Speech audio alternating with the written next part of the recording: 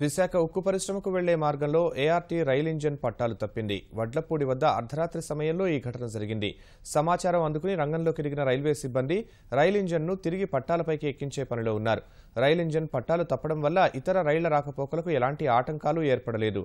Engine పట్టాలు తప్పిన rail లైన్కు main లైన్తోనూ ఎలాంటి సంబంధం లేదని తూర్పు కోస్తా రైల్వే అధికారులు తెలిపారు.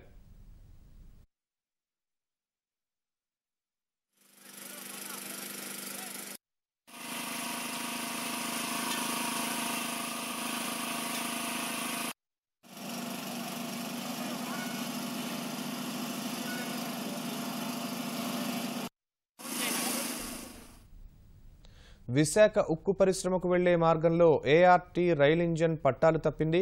వడ్లపూడి వద్ద అర్ధరాత్రి సమయంలో ఈ ఘటన జరిగింది. సమాచారం అందుకుని రంగంలోకి దిగిన రైల్వే సిబ్బంది రైల్ ఇంజన్ను తిరిగి పట్టాలపైకి ఎక్కించే పనిలో ఉన్నారు. రైల్ ఇంజన్ పట్టాలు తప్పడం వల్ల ఇతర రైళ్ల రాకపోకలకు ఎలాంటి ఆటంకాలు ఏర్పడలేదు.